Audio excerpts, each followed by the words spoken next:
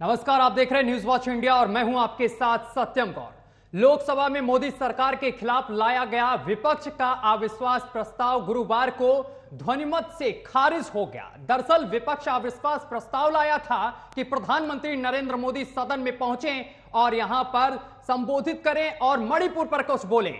लेकिन प्रधानमंत्री नरेंद्र मोदी जब पहुंचे, पूरे देश की निगाहें इसी चीज पर टिकी थी कि आखिर प्रधानमंत्री नरेंद्र मोदी विपक्ष के तमाम आरोपों का कैसे जवाब देंगे।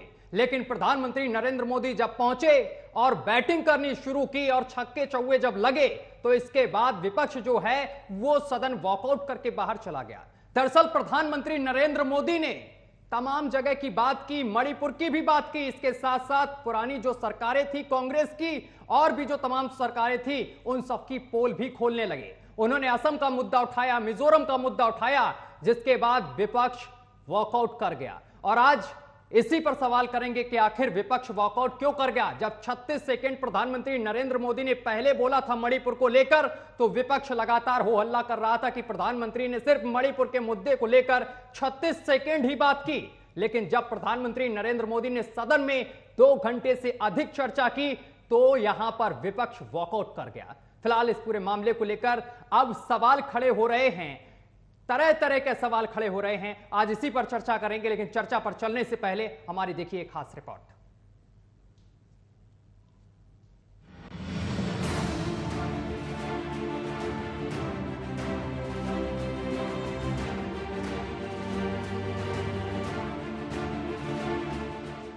मोदी सरकार के खिलाफ लाया गया विपक्ष का अविश्वास प्रस्ताव लोकसभा में गिर गया।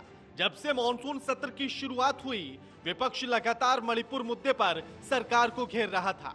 लगातार हावी था कि आखिर पीएम मणिपुर पर बोलते क्यों नहीं हैं। और जब मोदी सदन में बोले तो विपक्ष सदन से वॉकआउट कर गया।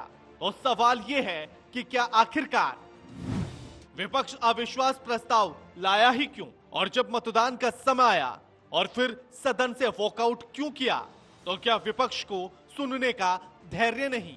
लेकिन एक बात के लिए मैं तारीफ करता हूं, सदन के नेता के नाते मैंने 2018 में उनको काम दिया था कि 2023 में आप अविश्वास प्रस्ताव लेकर, और मेरी बात मानी उन्होंने।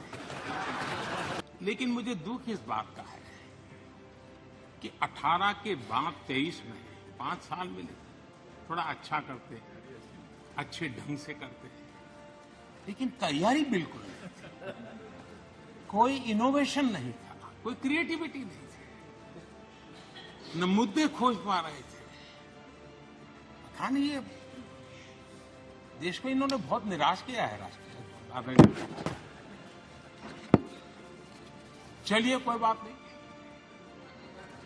2028 में हम फिर से मौका देंगे। पीएम ने अविश्वास प्रस्ताव पर चर्चा का जवाब देते हुए 2028 तक का काम थमा दिया। आजादी के 75 वर्ष पूर्ण होते पर ही अमृतकाल शुरू हुआ है, और अमृतकाल के प्रारंभिक वर्षों में है। तब इस विश्वास के साथ मैं कहता हूं, जो नींव आज मजबूती के साथ आगे बढ़ रही है, उस नींव की ताकत है कि 2047 में हिंदुस्तान विकसित हिंदुस्तान होगा, भारत विकसित भारत होगा साथियों। और ये देशवासियों के परिश्रम से होगा, देशवासियों के विश्वास से होगा, देशवासियों के संकल्प से होगा, देशवासियों की सामूहिक शक्ति से होगा, देशवासियों की अखंड एकनाथ के पुरुषार्थ से होने वाला है, ये मेरा विश्वास है। विपक्ष का अविश्वास प्रस्ताव गिरना पहले से तय था, क्योंकि एनडीए के पास बहुमत है और विपक्ष के पास संख्या बल ही नहीं। पर एक उम्मीद विपक्ष को बरकरार रखनी चाहिए और सदन में आखिरी वक्त तक डटे रहना चाहिए था। लेकिन अफसोस कि विपक्ष ने वॉकआउट कर सरकार को हावी होने का मौका दे दिया। Bureau report, news watch India.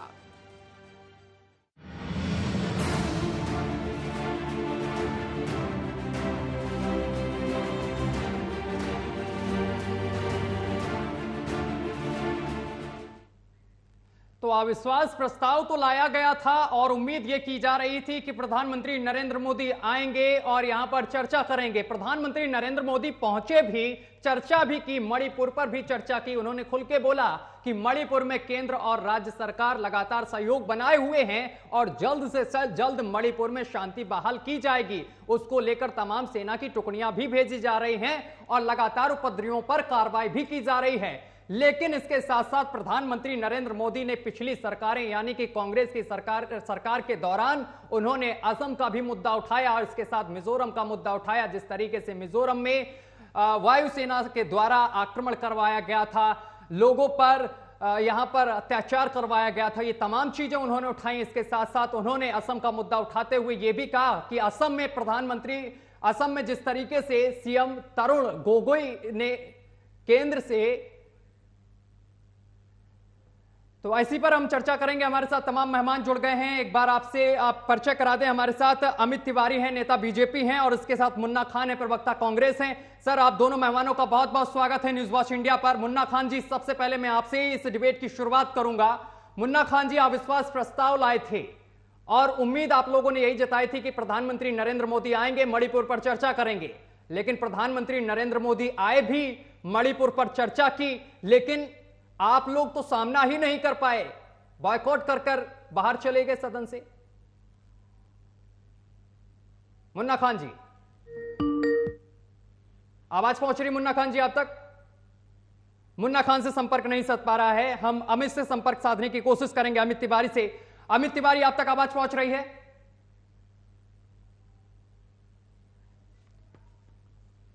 Amit Tiwari ji, आप तक आवाज पहुंच रही है? जी सत्यम जी, आवाज आ रही है आपकी? अमित तिवारी, विपक्ष जिस तरीके से अविश्वास प्रस्ताव लाया था और तमाम हो हल्ला किया जा रहा था कि इससे पहले प्रधानमंत्री नरेंद्र मोदी मणिपुर के मुद्दे पर केवल 36 सेकंड बोले, मणिपुर पर कोई बीजेपी का नेता बोलना नहीं चाहता है, लेकिन जब प्रधानमंत्री नरेंद्र मोदी 2 घंटे से अधिक भाषण दिया, इसके बाद विपक्ष आखिर बायकॉट क्यों कर गया? क्या विपक्ष को धैर्य रख के सुनने की जरूरत नहीं थी यहां पर? देखिए सत्यम जी, विपक्ष के पास न नीति है, न नियत है, न वैश्विक अर्थव्यवस्था की समझ है, न देश की समझ है, तो वो वॉकआउट करेगा ही करेगा। उसके सामने और कोई चारा था नहीं। जिस चीज के लिए उन्होंने इतना हंगामा किया, सदन का महत्वपूर्ण 7-8-3-4 दिन जो उन्होंने हंगामा किया सदन में, महत्वपूर्ण बिल पास नहीं हो पाए, उस दौरान कोई काम नहीं हो पाया। उनकी एक ही बात थी कि प्रधानमंत्री पटल पे आए और अपना वक्तव्य दें, और जब उन्होंने अपना वक्तव्य दिया तो उन्होंने वॉकआउट कर दिया। ये शर्मनाक हरकत है कांग्रेस की, और ये देखिए कांग्रेस की ये नीयत दिखाता है किस तरीके से ये मणिपुर पे कितने संवेदनशील हैं, किस तरीके से ये देश के मुद्दों पे संवेदनशील है। और प्रधानमंत्री जी ने खुले तौर पे उन्हें एक आईना दिखाने का काम किया विपक्ष को कि कम से कम एक सकारात्मक भूमिका एक विपक्ष निभाए, तो समझ में आता है। अगर कोई समस्या है उस पर सोल्यूशन प्रदान करे, एटलीस्ट उस समस्या के दौरान देश एकजुट दिखे, ऐसा बर्ताव करे विपक्ष, तो एक सकारात्मक संदेश जाता है विश्व में। लेकिन विपक्ष की सदन से ही वॉकआउट कर जाना, हर मुद्दे पे हो हल्ला करना और किसी भी सॉल्यूशन तक ना पहुंचना, ये दिखाता है कि विपक्ष कितना नकारात्मक है। और विपक्ष आज के देश में, इस देश में कोई भी कंट्रीब्यूशन नहीं है विपक्ष का, केवल नकारात्मकता फैलाने के अलावा। वो प्यार की दुकान, वही प्रधानमंत्री मोदी जी ने आज भी ट्वीट किया है कि वो प्यार की उस दुकान से चाइनीज नफरत का समाचार बेच रहे हैं, जो देश को टुकड़े टुकड़े कर देने की भावना से ग्रसित है। इसी तरीके से इन्होंने अपना गठबंधन का नाम रखा।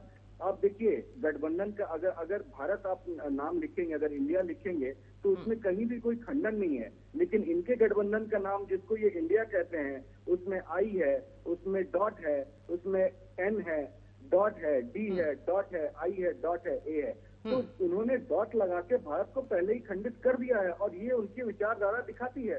तो जब ये देश को खंडित करने की विचारधारा है, चाइनीज अपने उस प्यार की दुकान से चाइनीज समाचार बेच रहे हैं, तो इसका विपक्ष जवाब दे। ठीक है सर, वापस आऊंगा, मैं आपके पास वापस आऊंगा। मुन्ना खान जी हमारे साथ जुड़ गए हैं। मुन्ना खान जी, अविश्वास प्रस्ताव आप लोग लेकर आए और आप लोग यही उम्मीद लगाए हुए थे कि सदन में प्रधानमंत्री नरेंद्र मोदी पहुंचेंगे, मणिपुर को लेकर चर्चा करेंगे, लेकिन प्रधानमंत्री पहुंचे भी, मणिपुर को लेकर चर्चा भी उन्होंने शुरू की, लेकिन इसके बाद भी आप लोग वॉकआउट हो गए। क्या समझा जाए, अविश्वास प्रस्ताव फिर लाए क्यों थे? देखिए, अविश्वास प्रस्ताव लाया इसीलिए गया था ताकि देश के प्रधानमंत्री सदन के अंदर बोले, लेकिन आपने देखा कि 1 घंटा 32 मिनट तक लगभग प्रधानमंत्री के भाषण के बाद विपक्ष संसद से बायकॉट करता है। जब विपक्ष को ये लगा कि 1 घंटा 32 मिनट के 1 घंटा से 32 मिनट नहीं, प्रधानमंत्री जी ने मणिपुर की घटना पे बात नहीं, मुझे लगता है आपने सही से देखा नहीं। 2 घंटे से ऊपर प्रधानमंत्री बोले हैं। आप सत्यम जी हमारे सवाल पूरे होने दे। मैं अभी नहीं, आप अगर गलत बोलेंगे, पहले आपने देखिए 36 सेकंड अच्छे से जोड़े थे आपने पूरे विपक्ष ने, तो आप अगर गलत बोलेंगे उस चीज को मैं दोहराऊंगा, बताऊंगा, दर्शकों तक सही जानकारी पहुंचनी चाहिए, मकसद हमारा ये। मैं आ रहा हूं ना, 1 घंटे 32 मिनट 1 घंटे 32 मिनट या 1 घंटे 40 मिनट के बाद संसद से जब विपक्ष बायकॉट करता, उसके बाद प्रधानमंत्री जी मणिपुर के लिए 2 शब्द बोलते हैं।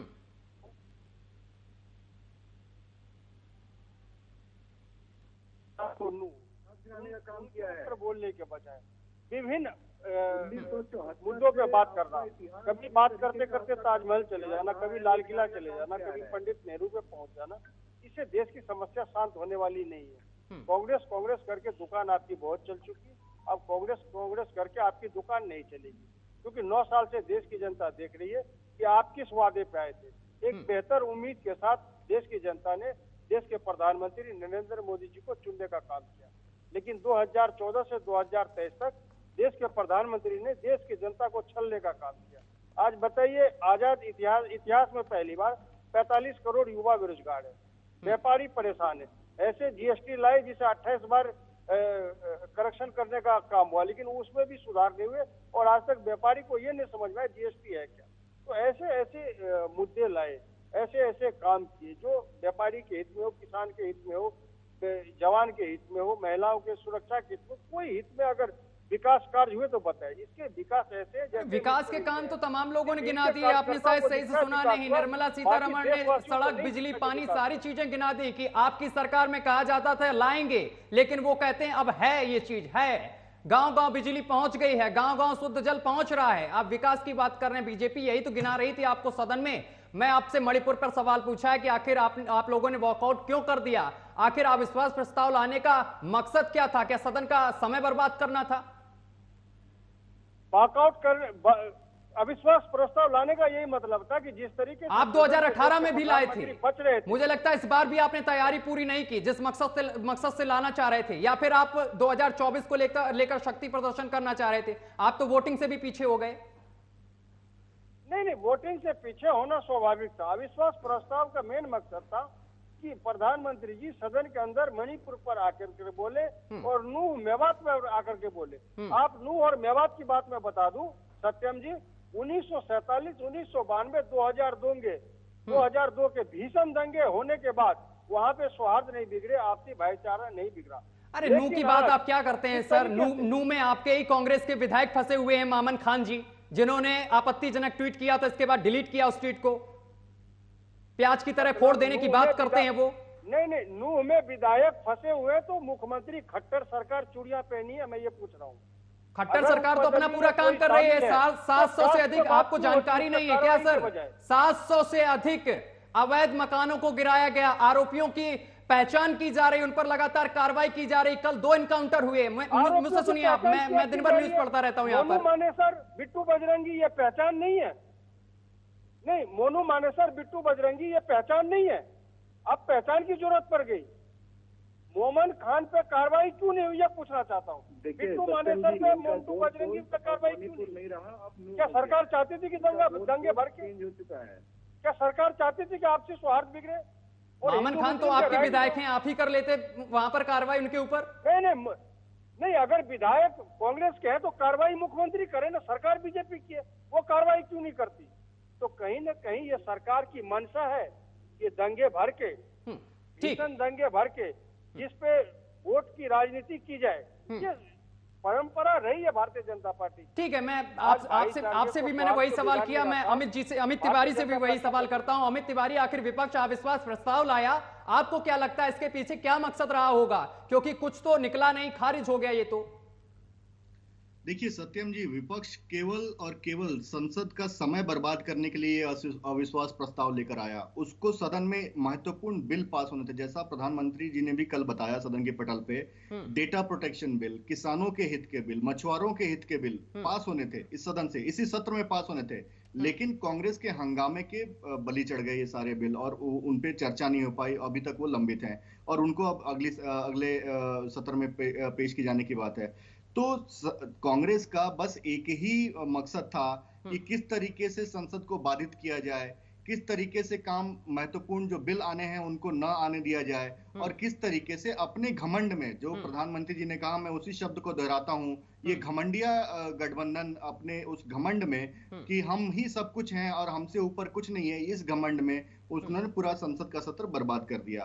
पर देखिए, प्रधानमंत्री जी ने बहुत ही महत्वपूर्ण बात कहा था कल पूरे अपने भाषण में, जो 2 घंटे का से ऊपर का भाषण था, मैंने पूरा बैठकर सुना और उसमें महत्वपूर्ण बिंदु थे सत्यम जी। अगर आप उस एक एक बिंदु को देखें, जो 75 में उन्होंने कच्छ टिक्कू का जो द्वीप था उसकी बात की, उसके बाद 76 में कांग्रेस की संवेदनशीलता देखिए, किस तरीके से वो संवेदनशील थे 66 में, और हमें संवेदनहीन कहते हैं। और वो बताते हैं कि 66 में 5 मार्च को आज भी मिजोरम में वहां पे अपने ही जनता पे एयर स्ट्राइक करना, ये क्या संवेदनशीलता दिखाती है कांग्रेस की या संवेदनहीनता दिखाती है?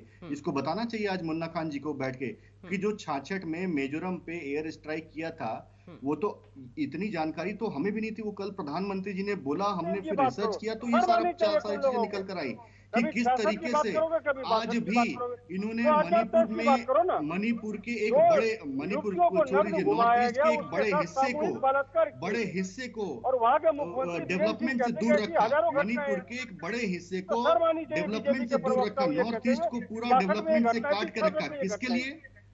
किसके लिए काट के रखा? क्या ये चीनी अपने आकाओं के लिए काट के रखा? और दूसरी बात, मुन्ना खान जी अब सुन लीजिए, आप सिर्फ सवाल पूछने के लिए नहीं है, जवाब भी आपको सुनना पड़ेगा। जब आप सवाल पूछते हैं तो जवाब भी आपको सुनना पड़ेगा। ये आपके जवाब नहीं है, टाइम आप वॉकआउट नहीं कर सकते। क्यों नहीं जवाब सर? क्यों? अगर हकीकत बताएं तो जवाब नहीं है, क्यों नहीं बता सकते? मिजोरम क्या कहीं दूसरा देश है क्या? हमारे देश का हिस्सा है, तो मिजोरम पे चर्चा कर सकते हैं ना। असम की बात रख सकते हैं कि असम के जो तत्कालीन मुख्यमंत्री थे तरुण गोगोई, उन्होंने केंद्र सरकार से सेना मांगी थी, केंद्रीय बल मांगा था, लेकिन नहीं पहुंची थी। अब मैं जवाब दूं सत्यम जी? जी दीजिए जवाब। सत्यम जी, 62 का एक बार और याद दिला दूं, इंडो चाइना जो वार हुआ था उस समय रेडियो का प्रशासन, जब असम में भीषण दंगे हुए तो कांग्रेस की सरकार थी, प्रधानमंत्री थे राजीव गांधी जी। स्वर्गीय राजीव गांधी ने इमीडिएटली कहा कि सरकार बर्खास्त होनी चाहिए और दोबारा वहां से चुनाव होने चाहिए। उन्होंने 12 दिन के समय के अंदर वहां सरकार भी बर्खास्त की और चुनाव भी करवाए। तो क्या ये साहस भारतीय जनता पार्टी में है? 3 महीने से मणिपुर चल रहा, क्या वजह है कि वीरेंद्र सिंह को बर्खास्त नहीं किया जा रहा? चुनाव आते ही आप मुख्यमंत्री बदल देते हो, तो दंगे में आप मुख्यमंत्री क्यों नहीं बदल दे? और अमित शाह के जाकर के आने के बाद वो दंगे, और मिजोरम में जो एयर स्ट्राइक की गई उस पर क्या कहेंगे सर? सवाल नहीं, हमारी मुन्ना खान जी, दूसरा सवाल मिजोरम पे भी जवाब दीजिए फिर आप। बिल्कुल, मिजोरम पे भी बात कर रहा हूँ, उस पर भी आ रहा हूँ। दूसरा सवाल, देश के गृह मंत्री के मीटिंग के आने के बाद वहाँ भीषण दंगे भड़कते हैं। दूसरी बात, 4000 गन्स लुटाए गए, 6.5 लाख बुलेट लुटाए गए या लूटे गए, ये एक बहुत बड़ा सवाल है। दूसरी बात, आज वहाँ ऐसी स्थिति पैदा हुई कि मिजोरम की पुलिस मणिपुर के पुलिस पर गोली चला रही है, मणिपुर की पुलिस मिजोरम के ऊपर पुलिस को गोली चला रही है। आज वहाँ एक ऐसी विचारधारा कायम की गई है कि जो एक आदमी दूसरे आदमी का दुश्मन है, एक भाई दूसरे भाई का दुश्मन है। ये ऐसी आरएसएस की विचारधारा वहाँ पे जिससे आज देश जल रहा है। और बीजेपी के प्रवक्ता कह रहे हैं कि 1962 की बात बताओ, शर्म आनी चाहिए। अरे तू 2023 की बात सुनो। अगर 56 इंची सीना है तुम्हारे पास तो आज उनके दुख और दर्द को सुनो और समझो। 62 और 66 की बात मत करो, लाल किला ताजमहल की बात मत करो, बात करो 2023 की। जो मणिपुर जल रहा है, जो मेवात जल रहा है, आखिर पीस कौन सी रिस्टोरेशन चिंगारी कैसे लगी हो सके उस जिसकी पे वजह बात से कर रहे हैं, इतने सोल्यूशन भीषण पे दंगे बात कर भड़के? रहे हैं। आपकी तरफ आरोप प्रत्यारोप नहीं आज कर रहे इतिहास में हैं और पहली जवाब बार देने इतना पर छोड़ के भाग नहीं रहे हैं सतत मैदान। देश का गृह जब मंत्री आप है, सवाल करते हैं तो उस पर उसकी जवाब भी हिंसा आप नहीं सुना रुक रही कीजिए। मणिपुर की। और ये लोग कहते थे कि मोदी जी रूस और यूक्रेन की युद्ध रुकवा दे रहे, उनसे क्या मेवात के और मणिपुर के युद्ध नहीं रुक रहे? जो गृह मुन्ना युद्ध खान फैल जी, चुका है, अनर्गल बयानबाजी ये करने बेकार से कुछ नहीं बकवास की होगा। बात है, सवाल को टालने वाली आपको बात है। जवाब भी कि सुनना 62 में पड़ेगा। क्या हुआ, हम लोग 66 में वहाँ पे क्या अभी हुआ, पीस रेस्टोरेशन के 1951 काम में में लगे क्या हुए हुआ, हैं। सरकार इन वहाँ पे लोगों की तत्परता से बहकावे लगी के हुई सवाल। है। हर जगह हर मोर्चे पे हम पीस रेस्टोरेशन करने की कोशिश कर रहे हैं। आपकी तरह वहाँ पे सिर्फ बयानबाजी करके भागने का काम नहीं कर रहे हैं। जिस तरीके से आपने मिजोरम में एयर स्ट्राइक करवा दिया निहत्थे नागरिकों पे, वो काम हम नहीं कर रहे हैं। जिस तरीके से आपने अकाल तख्त पे हमला कर दिया, वो काम हम नहीं कर रहे हैं। हम वहां पे जनता के साथ मिलके शांतिपूर्ण एक सॉल्यूशन की बात कर रहे हैं और इस चीज को आपको समझना पड़ेगा। और आज जैसा कि प्रधानमंत्री जी ने कहा था कि मणिपुर और पूरा का पूरा नॉर्थ ईस्ट साउथ एशिया के लिए एक वैश्विक पटलता के केंद्र बनकर उभरेगा। आप देख लीजिएगा। जवाब देने के लिए वक्त नहीं है कि 62 में क्या हुआ, अरे भाई, आप ही के नेता ने कहते हैं जवाहरलाल नेहरू ने ही कह दिया था, उनको अपने हाल पे छोड़ दिया था असम इंडो चाइना के वार के समय। जवाहरलाल नेहरू पे चले गए ये जनाब। अरे आप 1962 उस पर मत जाइए। एक सेकेंड अमित जी, ठीक है अमित जी, वापस आऊंगा आपके पास। मुन्ना खान जी, आप इतनी दूर मत जाइए। मैं कल की बात पर चर्चा कर रहा हूं कि लोकसभा में जो कुछ हुआ उस पर ही कम से कम जवाब दे देते। वॉकआउट करने की क्या जरूरत थी? कम से कम धैर्य से सुन लेते। नहीं, किस सवाल का जवाब देते? 9 साल के दौरान प्रधानमंत्री ने अविश्वास प्रस्ताव तो आप लोग लेके आए थे ना। 2 घंटे 10 मिनट के भाषण में मणिपुर में बात क्यों नहीं की? मणिपुर पे की तो है प्रधानमंत्री ने। लू पे बात क्यों नहीं की? भिवानी पे बात क्यों नहीं की? उन्होंने मणिपुर पर भी बात की, उन्होंने राजस्थान पर भी बात की। राजस्थान में क्या तस्वीर है उसको भी बयां किया, सबके सामने रखा। और असम में आप लोगों ने क्या किया, मिजोरम में आप लोगों ने क्या किया, उन तमाम चीजों को रखा प्रधानमंत्री ने। उस दौरान आप लोग क्यों वॉकआउट कर गए? आपके सवाल पूरे हो गए? जी हो गए मेरे सवाल। मैं जवाब दूं? दीजिए भाई, जवाब दीजिए।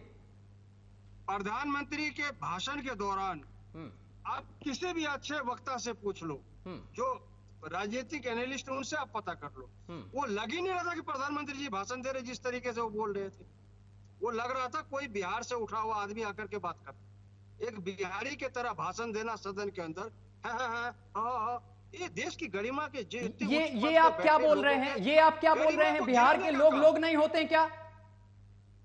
एक बिहारी भाषण दे रहा है, ये किस तरीके की आपकी पूरी बात सुन तो नहीं, ये आपने किस तरीके से बोल दिया? आप हमारी बात सुन, आप सुन तो ले, हमारे सवाल पूरे नहीं हुए। नहीं, आपने ये चीज कैसे रख दी कि बिहार से कोई आके उठ के आ गया और भाषण दे रहा, ऐसा लग रहा हुआ कर रहा था। आपको शायद पता नहीं बिहार ने क्या क्या दिया देश को। सुन तो ले, पूरी बात सुन ले, पूरी बात सुन, बताइए। तर्क और अंदाज वो मैं कह रहा हूँ, मैं बिहारी बूढ़े हैं ये नहीं कह रहा। जिस अंदाज में वो देखते हैं कि सब जो कुछ भी है वो गांधी परिवार है, उसके अलावा और कोई है ही नहीं। प्रधानमंत्री पद के गरिमा को ठेस पहुंचा था कहीं न कहीं, जिस तरीके से उनकी भाषाएं थी। ही नहीं।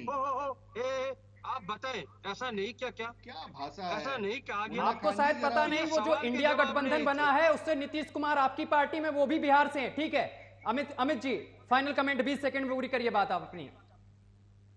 देखिए सत्यम जी, जिस तरीके से आज भी मैं नॉर्थ ईस्ट पे केंद्रित रहता हूं, मैं इधर उधर की बात नहीं करूंगा और मैं फोकस्ड रहूंगा आज की चर्चा पे। नॉर्थ ईस्ट में आज भी 19 से ज्यादा रेबल ग्रुप सक्रिय हैं जो कि चाइना फंडेड है और जिसको खत्म करने के लिए कांग्रेस ने कुछ नहीं किया। हम आज उन सब पे कार्रवाई कर रहे हैं। आज भी देखिए मिजोरम कितने 40,000 कांग्रेस का जब तक काल रहा, 40,000 नागाओं को मार दिया गया, उनकी हत्या कर दी गई। ना एक भी समिति बनी, ना एक भी कमेटी बनी, ना एक भी किसी कांग्रेस के नेता का कोई बयान आया इस चीज पे। हम उन चीजों को आज लेकर आ रहे हैं। आपने देखा होगा यूपी में किस तरीके से एक 40 साल का जो कमेटी बनी थी, उसका जो रिपोर्ट आई थी, उसको दबा के इसलिए रखा गया क्योंकि मुस्लिम लीग ने अमित जी, समय की कमी है। ठीक है मुरादाबाद के मुन्ना खान जी, ठीक है 20 सेकंड में बात पूरी करिए मुन्ना खान जी। सवाल यह है कि जो उम्मीद देश की जनता को थी कि प्रधानमंत्री कुछ बोलेंगे, कुछ मणिपुर पे बोलेंगे, कुछ मेवात पे बोलेंगे, कुछ नूह पे बोलेंगे, कुछ बरेली पे बोलेंगे, लेकिन एक शब्द भी प्रधानमंत्री जी ने नहीं बोला। प्रधानमंत्री ये बताना चाहिए था कि चलिए ठीक है आप दोनों का बहुत बहुत शुक्रिया हमारे साथ जुड़ने के लिए, तमाम बातचीत करने के लिए। तो आपको बताते चलेगा अविश्वास प्रस्ताव जो है वो पूरी तरीके से खारिज हो चुका है और प्रधानमंत्री नरेंद्र मोदी ने जिस तरीके से सदन में बैटिंग की, इसके बाद विपक्ष जो है वो वॉकआउट कर गया। फिलहाल मेरे साथ अभी के लिए बस इतना ही। देश दुनिया की तमाम खबरें देखने के लिए देखते रहिए न्यूज़ वॉच इंडिया।